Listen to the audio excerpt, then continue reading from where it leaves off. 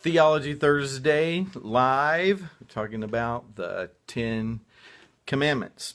And if you go back to the first one of these, you can find on the YouTube channel, you're going to see how do you remember each of the 10 Commandments, being able to name them all. We've done number 1. There is only one God. Thou shalt have no gods before me. 2, what's that thing? It's an idol. No, can't have any idols.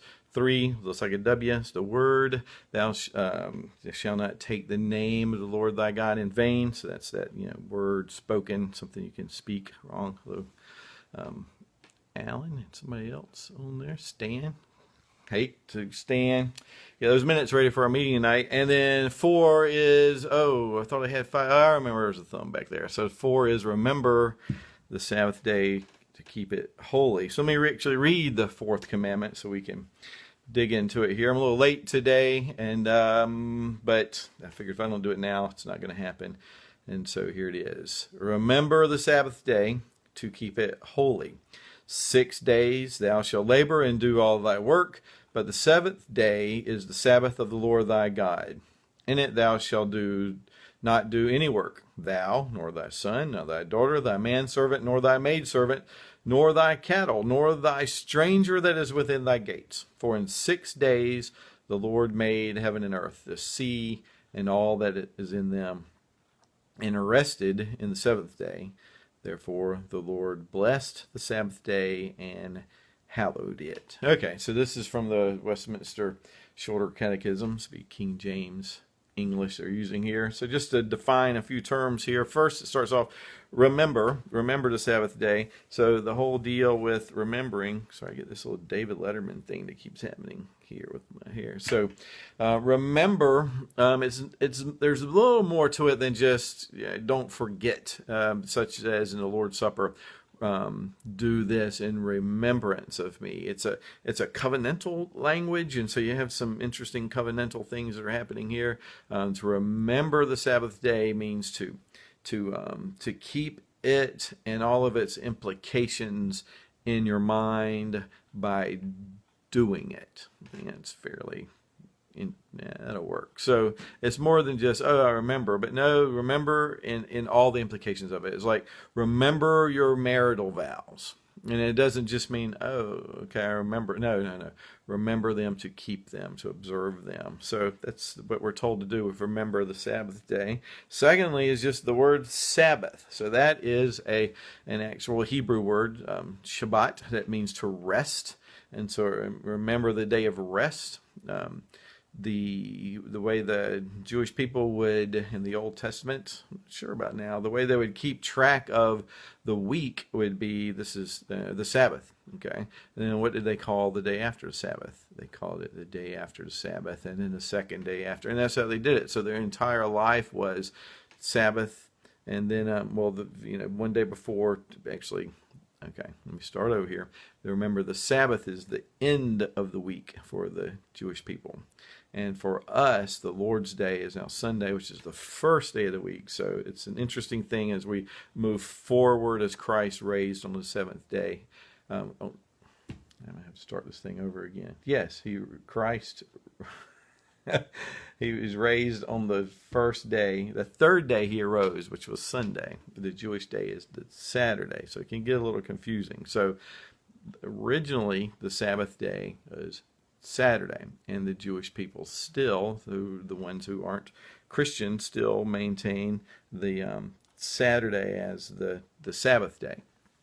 So one of the questions that begins, I might as well address it since it's already come up in my scattered brain right now, is the idea of what day do we celebrate the Sabbath, the Lord's Day? Is it Saturday or is it Sunday? And the Evangelical Roman Catholic Church, the church in general, hello Amy, thank you for smiling with heart eyes, is that it's the Lord's Day. It's been transformed by the resurrection of Christ. The rhythm is 1 day in 7. So what you have is the Lord, and it goes all the way back to creation, and 6 days of creation, and on the 7th day it says, back in Genesis, that he rested. And therefore the Lord blessed the Sabbath day and he made it holy. And holy is the word kadosh. It means to be set apart, and especially unto the Lord. That is different. So there is, for the Lord's day, it is different for the Christian than all the other days. And since it's called a creation ordinance, this is what causes some of the debate over how are they supposed to keep it today. So those are the two main issues that we see taking place with the Fourth Commandment today in the church. Is first, there was the debate over which day is it, and that's been settled. You see in the Bible the church always gathering together in the New Testament on the Lord's Day, on Sunday. And then people talking to people, that's good. And then you also have John on the Isle of Patmos was in the Spirit on the Lord's Day. So he has this vision on the Lord's Day, and it's called the Lord's Day. And so that's the day the church has met since the resurrection of Christ has been on Sunday. And so it's the 1 day in 7 principle. John Calvin, I think, said that in his opinion, and I don't know how many people agree with this today, but he didn't know that it really mattered which day in 7 is. If all the churches could agree on a particular day, then any day would be good. I'm not sure that's necessarily so, but it does appear as if there's a lot of, in some circles, there is a lot of division over not so much that as to how exactly does one honor the Sabbath day to keep it holy. What can you do? What can you not do? If you look at the Fourth Commandment itself, it says that you'll keep it holy. So it is supposed to be different than the other days. And also to remember that since we're looking at the seventh day week, we have a year. And a year is based on how long it takes the earth to go all the way around the sun, 365.25 days. Is that how that works? And then a lunar month. And so the month is based on the time the moon goes around the earth. But for a week, there's really no astronomical principle at work. And so it's just an interesting thing that's in place there. And we see that from the Bible, it says that it's because of the way the Lord started everything.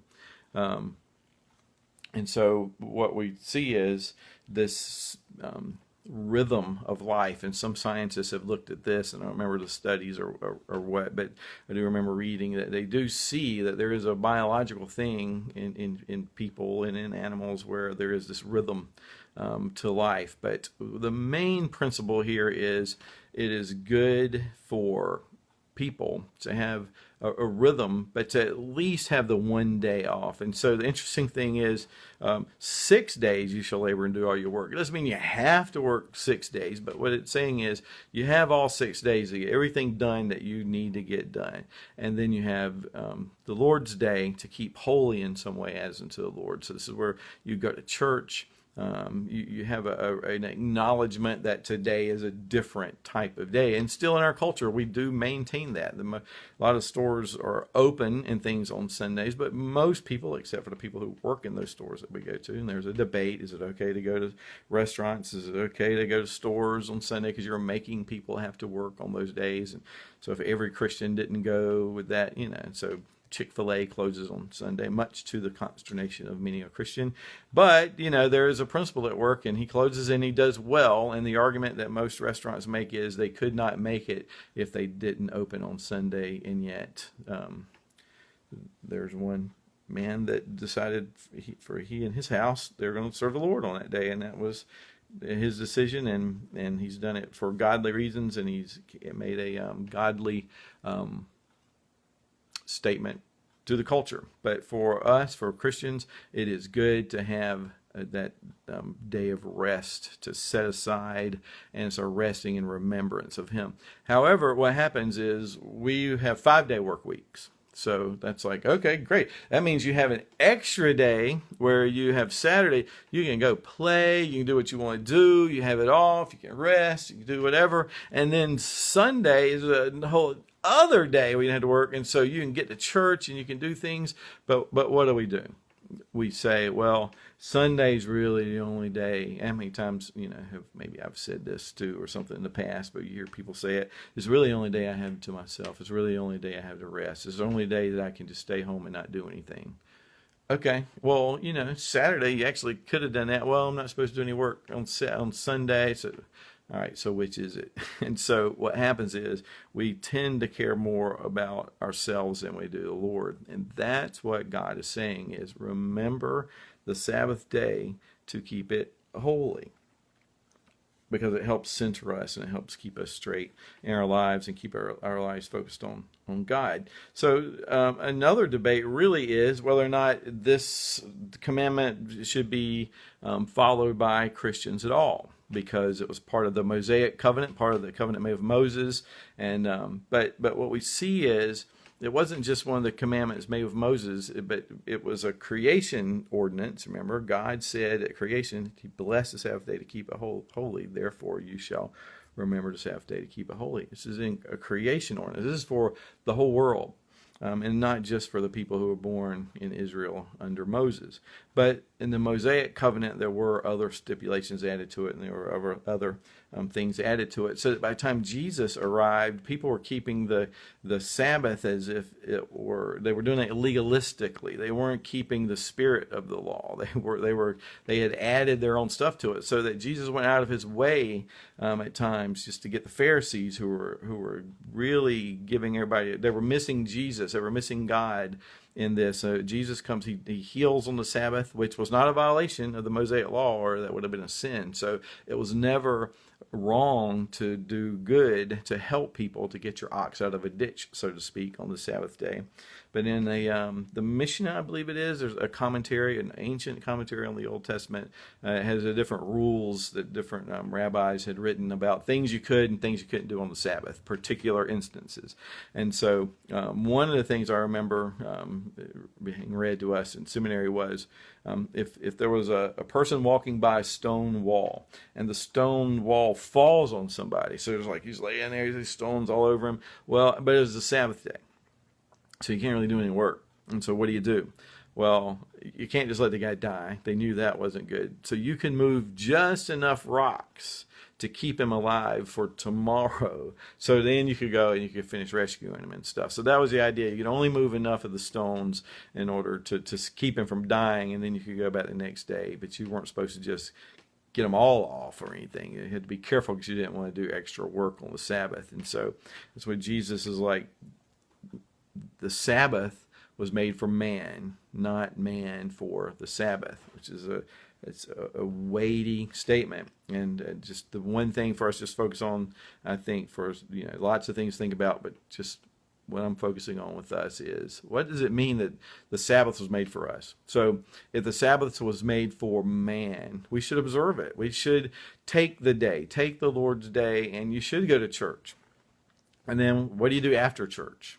Well, and I think then it becomes a matter of conscience. There's the whole idea of even recreation, and that's one of the things in our denomination. There's the debate over, can you go, and the typical example is, can I go out and throw Frisbee with my children on Sunday, or is that a violation of this commandment? And some people believe, sincerely hold to the idea that no, you shouldn't do that, that you should only think about, talk about, pray to and God, and the things about God, teaching about God, acts of mercy and kindness are to be done, but to just go outside and play, they don't believe you should do. And there's the text for that is in Isaiah, and it says something about, and I had it written down, sorry. It says something about the sin of doing whatever you desire, doing your own desires on the Lord, on the Sabbath day, not doing what the Lord wills, but just whatever you want. And somehow how it's worded, it's interpreted to be like, well, that's like throwing a Frisbee with your kids or stuff. But another interpretation is, it's like you're not thinking about God at all on the Lord's day. You've completely forgotten the Lord's day. And in many parts of the country, and increasingly in our country, it's, our part of the country, Sunday is the same as any other day. And so I think we have to be very careful of that. One of the things that I am opposed to, that I get in trouble with people, but I think it's biblical, and I think you see the fruit of it is different types of travel ball, different types of sports that people get involved in that requires their children to be consistently out of church on a Sunday. And a lot of times they'll say, and these are good Christians, I'm not necessarily saying these people are going to hell and that they're evil people for doing it, but I think it's unwise, and I think that it does not is not a good example for children or for the church, is to say, what you're doing is you're having levels of hierarchy for what's more important.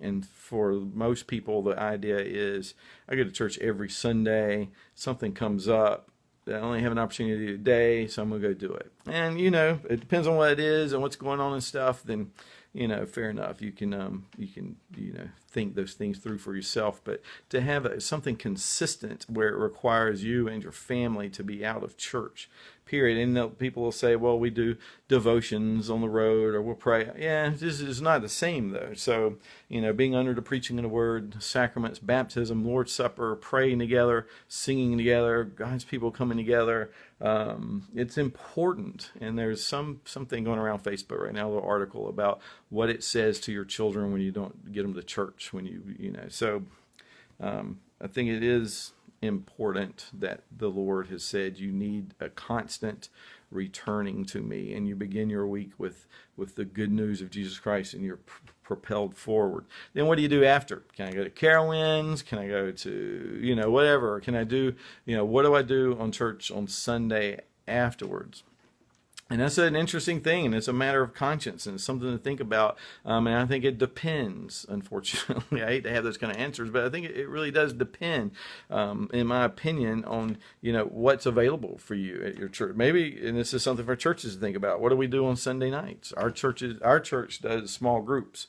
Well, one of the problems with small groups is same thing as a Sunday night service. You get like a large group Sunday morning, and you have Sunday evening service, and never as many people come. And it's like, I'm sure there's just reasons for that, but people should, not to ring my bell, there's enough times when I didn't go to church at all before I was a pastor and stuff, but going on Sunday evenings was just such a blessing. It was a shorter service. It was at night. It was more intimate. You had your day, and then you went and did this, and I kind of miss it. And I'm torn, honestly, in our church as to whether we have a worship service on Sunday nights where you do these individual small groups, and I would like to be able to do small groups and do an evening service, do small groups on another night. But just, fortunately, we're blessed with a lot of children in our church right now. So it's like, okay, what do you do with the kids? Because you don't want to just say, children, go run over here. I mean, they need to be a part of the church too. So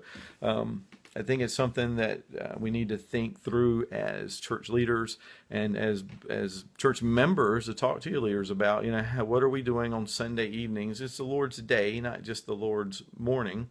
And we don't want to become legalistic about it. I think that don't forsake the assembling of yourselves together is the habit of some. So it's important. The worship of God is important. Being in worship is important for a lot of reasons. But it's where we grow together. It's the main way that it's when God pulls His people together around the Word and the Lord's Supper and baptism, and He fits us together specifically as living stones being built together. And if we don't come together, especially in our culture, we're scattered all over the place, and we're Christians here and Christians there, but your identity becomes much more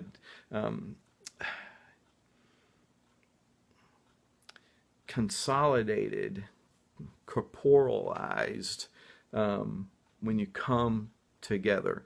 And I think God speaks more specifically and directly to His people that have remembered the Sabbath day, that are not rejecting, they're not forsaking the assembling of themselves together, but they are saying, I'm here to praise you. I'm here, maybe I didn't feel like it today, but I'm coming anyway because I need to hear a word from the Lord. Now you can open your Bible at home and you can get a word from the Lord. You pray to God and you're speaking to the Lord. You find a group of Christians and you're talking, at the coffee shop or somewhere, you get a word from the Lord. It's just different when there's a church that you've said, I'm committed to this church. I'm a member.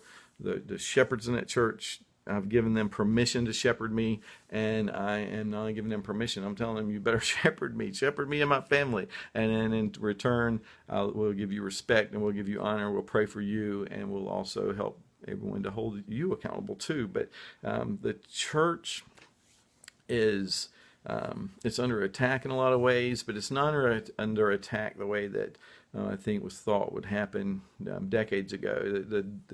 It's mostly under attack in our area anyway by apathy and by thinking it's not that important. And so if that's something that we've done as leaders to make it seem like it's not that important, then shame on us. But I think the main thing is, if there's going to be revival, revive. If there's going to be a more intensification of faith, then it begins in the house of God, and it begins in your home. We complain about there's not prayer in schools, but are you praying at home with your children? So I mean, and if you're upset with your children because they aren't raising their kids the way you raised yours, or you didn't raise your kids right, so now your grandchildren aren't being raised right, then be a good grandparent. Pray with and for your grandchildren. When they come over to your house, read the Bible with them. Get a good children's study Bible, story Bible or something, or just read anything, King James Bible in front of them. Read it, and then pray with your wife and get in these habits of being with the Lord. And then when the Lord's Day comes around, it's a joy. It's not a burden. It's like, God, this is good. There's been times in different churches where it's like, people don't want to go to church. So people there, it's going to be a problem. There's going to be arguments. There's going to be things. I'm telling you, get those things straightened out in your church, because it's God's primary means of saving this culture, and the people of God is through the preaching of the word and the gathering together of the saints on Sunday as the people of God. So pray for your church. Pray that, examine yourself if you're a cause of problems in your church, and repent of it. Let people know that who've aggravated you, that you love them and that you're praying for them. And love covers a multiple of offenses. So just remember the Sabbath day to keep it holy.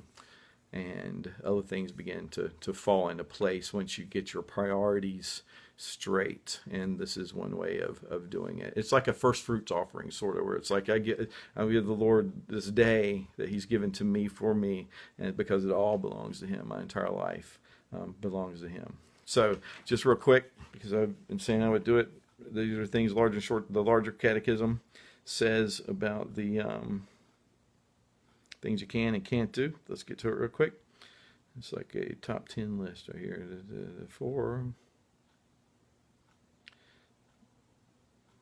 I'm scrolling through. Second Commandment, Third Commandment, Fourth Commandment. What's required? That's what it says. Fourth Commandment requires all men, of all men, the sanctifying or keeping holy to God such set times as He has appointed in His word, expressly one day in 7, which was the seventh day from the beginning of the world to the resurrection of Christ, and the first day of the week ever since. And so to continue to the end of the world, which is the Christian Sabbath, and in the New Testament is called the Lord's Day. And then it says, how is the Sabbath or the Lord's Day to be sanctified? How are you supposed to keep it holy? It is to be sanctified by a holy resting all the day, not only from such works as are at all times sinful. So, this is interesting. You don't only rest from works anyway. Don't just rest from bad things. There's a lot of good things you don't do that day but even from such worldly employments and recreations as are on other days lawful. And so that's the debate of the word recreations. And making it our delight to spend the whole time, except so much of it as is to be taken up in works of necessity and mercy, in the public and private exercises of God's worship. And to that end, we are to prepare our hearts, and with such foresight and diligence and moderation to dispose and seasonably dispatch our worldly business, that we may be the more free and fit for the duties of the day. In other words, get your stuff done throughout the week. Get in on time on Saturday night. Get your stuff done so you don't have to, be taking care of things on Sunday as much as you're able. I know a lot of people used to hear stories back in the old days when they would, people would set the entire meal out on the table, unless it had to be refrigerated, on Saturday, and cover it with a sheet, and then when they would come home, there it is. So it didn't have to be didn't have to be cooked and stuff. So just extra work for the women folk, I'm sure. The sins that are forbidden were all omissions of the duties required, all careless, negligent, and unprofitable performing of them and being weary of them, all profaning the day by idleness. And so you should be doing something. Don't just stay in bed, go to church, and do that which is in itself, and the doing of that which is sinful. So don't do sinful stuff any days. And by all needless works, words, and thoughts about our worldly employments and recreations. So anyway, and it is a creation ordinance, so it was given to us at the time of creation. So get your life in order. Don't be a workaholic. There's a time for hard work, but there's a need for rest. So if you're working 7 days a week and 7 days a week and 7 days a week, and it's not good. It's not what the Lord wants. And He also wants you to be able to have one day that you're focusing on the fact that it's a holy resting unto the Lord. And He wants us in church, and He wants us around His Word, and He wants us to be fitted together with other believers as we're put together into a holy temple of God. And not just every individual church, but all believers from all denominations all over the world. Okay, that's it. The fourth commandment. God bless.